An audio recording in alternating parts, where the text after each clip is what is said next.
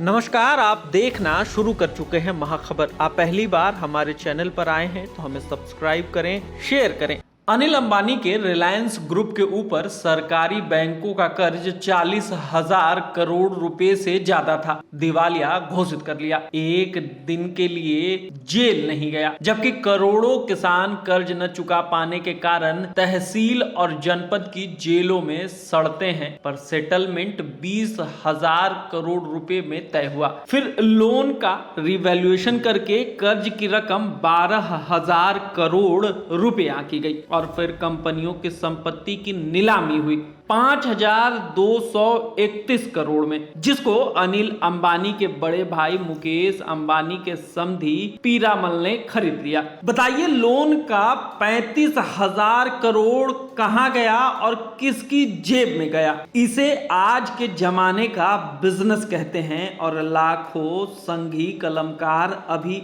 आपको समझाने, धमकाने, गरियाने आ जाएंगे अगर आपने इसे बिजनेस की जगह कुछ और कहा। इसी दिवालिये अनिल अंबानी को प्रधानमंत्री जी ने रॉकेट का ऑफसेट ठेका सरकारी company Hindustan aeronautics limited hall से छीनकर दिलाया था और दिवालिया बैंकों का पैसा ये हड़प गया। जी वही राफेल जिस पर जस्टिस रंजन गोगोई ने एक सीलबंद लिफाफे के आधार पर सरकार के पक्ष में फैसला दिया और रिटायर हो गए और सरकार ने उन्हें उपकृत करके राज्यसभा भेज दिया।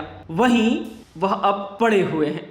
आज सरकार के पास OROP के लिए पैसा नहीं है। सरकारी पद खाली पड़े हैं, उसे भरने के लिए पैसे नहीं हैं। पैसा है पर केवल चहेते पूंजीपतियों के लिए, न कि बेरोजगार युवाओं के लिए और न ही अभाव में जी रही आम जनता के लिए। आपको जानना चाहिए कि कारोबार के बंटवारे में दोनों भाइयों को बराबर का हिस्सा मिला, लेकिन आज एक भाई एशिया के सबसे अमीर उद्योगपति की कुर्सी पर बैठा है तो दूसरा भाई कर्ज का बोझ उतारने के लिए रास्ते की तलाश कर रहा है। अनिल अंबानी अपनी गलतियों की वजह से आज कंगाल हो गए, वहीं मुकेश अंबानी का साम्राज्य लगातार फैल रहा है। वहीं दूसरी ओर सरकार भी फलने फूलने में खूब मदद कर रही है। अनिल अंबानी के हालात ऐसे हो गए हैं कि उन्हें कर्ज चुकाने के लिए भी कर्ज लेना पड़ रहा है। कर्ज का ये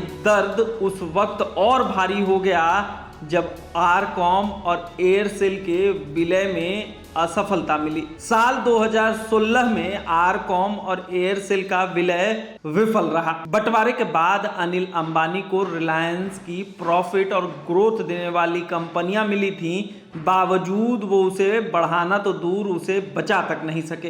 अंबानी के पतन के पीछे उनकी गलतियां हैं।